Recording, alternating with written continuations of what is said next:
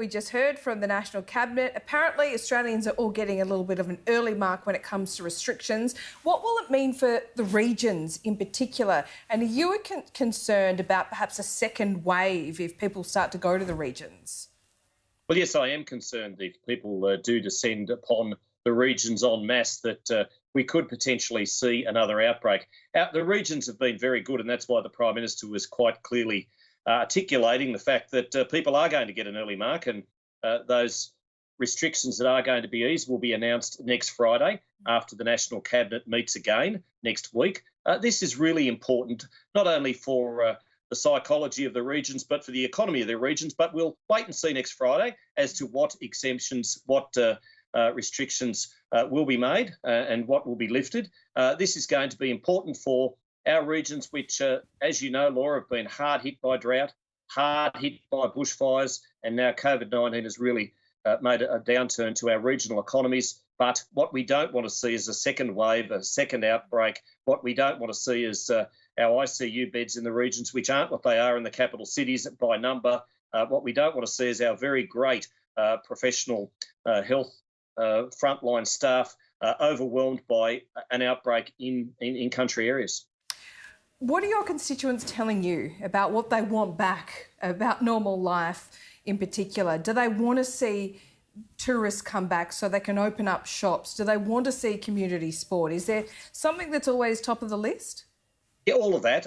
Opening the pubs would be a great start. And I'm really impressed by the Restaurant and Catering Association producing a code of guidelines where they talk about just table service, where they talk about condiments perhaps not being sort of a public service type of thing, but being just in sachets and that sort of thing. It's really important that we get people back to pubs.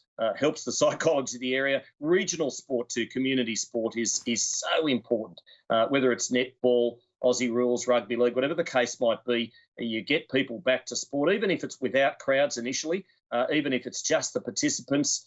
That's going to be making such a difference to regional areas, because in country areas, sport's a big thing. I come from Wagga Wagga. I'm in Wagga Wagga at the moment. We've got the Wagga Cup being run this afternoon at 4:20, and for the first time since it was initially run in 1873, Laura, it doesn't have a crowd. Now, I know there's going to be a lot of people perhaps betting on the race and following the race online and on television, on Sky Racing, no doubt, but they won't be able to attend the Cup. And that really hurts the economy. It hurts the fashion economy, the hospitality economy, and the accommodation economy. Let's talk about NRL. We just heard from the Prime Minister, quote unquote, no special treatment for the NRL or any other code. So what's going on with the Warriors? What's your understanding when it comes to Border Force giving any exemption to fly into Tamworth, and how important is that? Well, I've spoken to Cameron George, the CEO of the New Zealand Warriors. He's actually the son of Thomas George, the former long-serving Nationals member for Lismore. He wants the Warriors to be able to fly direct from New Zealand into Tamworth. Of course, they'd have to undergo 2 weeks of quarantine in Tamworth, but that will be up to the Border Force. Of course, New South Wales Health might have something to say about that, and Brad Hazzard, the Minister in New South Wales, he will be very much having a say on these things. We'd like to see the New Zealand Warriors, of course, establish in a regional camp and be able to set up ready for when the NRL does resume. But that, of course, is going to have to rely on certain conditions, and those certain conditions will be outlined by Mike Outram and the team at Australian Border Force, as you'd expect they should be. But the NRL also has to play by the rules. There are rules on the field. There have to be rules followed off the field. And what we've seen from the NRL, some of the NRL players this week, albeit a very small percentage, has not been within the spirit of COVID-19, when the rest of the community has to follow the rules, and they've done magnificently. So those few examples of the NRL players who were going camping and having lots of people round to their homes, that's not acceptable, and it shows that they haven't been very good role models. And I was pleased that Peter V'landys and the team at NRL headquarters fined them heavily, as they should have. Okay, before I let you go, do you have an update on Virgin? What will it look like on the other side? And was Twiggy Forrest foreshadowing that he might be a buyer here just a bit of a distraction, or is that realistic? Well, Twiggy Forrest has been in the news in lots of ways this week. But look, if Twiggy Forrest and a consortium wants to buy Virgin, then they will have to line up with a lot of the other potential investors pretty soon. Some of those investors are going to have to obviously sign deeds of agreement and go through the whole process. They'll have a look at the books. They'll have a look at the business model and the routes and everything else that Virgin has. They'll look at how they can refinance, how they can restructure the business. It is a viable business. I know we can have two commercially viable airlines coming out of COVID-19.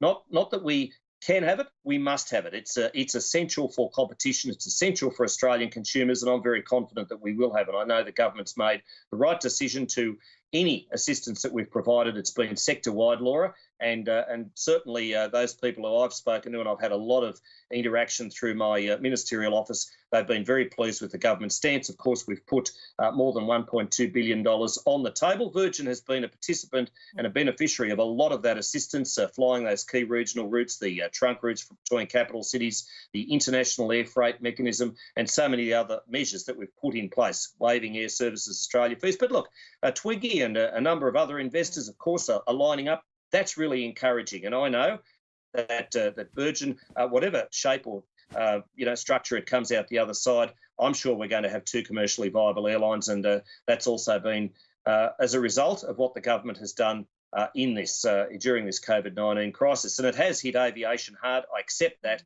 But so far, the assistance has been well received. I commend Paul Scurra and the team at Virgin for how they've done this, and I know that now the administrators are certainly looking at what they can do to rescue Virgin as best they can, and we'll have another commercial viable airline with Qantas coming out of this. And what do you think about John Barilaro coming to Canberra? Well, he's got to go through the process, of course. We have a very democratic process in the National Party. If John and his wife Deanna decide that that's the course he needs to take and he wants to make, then I'll certainly welcome him and help him along that process. Of course, this is going to be a test for Labor, a big test for Labor. Would you endorse him, though, to be the Nationals candidate for Eden Monero? So long as he is the pre-selected candidate for those local branches. I don't believe in endorsing anybody until the locals have had their say. That's how the National Party does it. And he and others may well put their hand up. Who knows? He may well be the only candidate. But whoever that successful candidate is after the pre-selection process, I will certainly endorse them and do my very best to get them elected. That said, I wish Mike Kelly all the very best. I say again, this is a test for Anthony Albanese and Labor. 158 by-elections since Federation in 1901, only one in Kalgoorlie in 1920 has ever been won by the government against the opposition. Are there any other Nationals candidates? I've only heard John Barilaro's name. Are you aware of others? No, I'm not. But as I say, we have a very democratic process. Okay. And if somebody from one of those local branches wishes to put their hand up, then they're most entitled to do so. All right. He's a very ambitious fellow. You're not concerned that he might be after your job? Oh, look. Just another we have a very democratic party, the National Party, and I wish John all the very best. I'm sure he's got a lot of discussions to take place with his wife Deanna this weekend. If he's going to run, I wish him all the very best, and I'll do whatever I can to help him across the line. Okay, so you'll be out campaigning with him if he does become the candidate? Well, it might be a bit of a different campaigning process, Laura. As you know, with these restrictions in place, I'm not quite sure there'll be much door knocking, or it'll be a very different campaign. But whatever the case might be, I'm sure it's going to be tightly run. The Liberals have said they're going to run. Labor, of course, they hold the seat. The pressure's on them to retain the seat. The onus is all on Labor to justify why they should keep that seat. And we'll be in there having the best crack we can possibly have. All right, Deputy Prime Minister, thanks so much for your time. Thanks, Laura.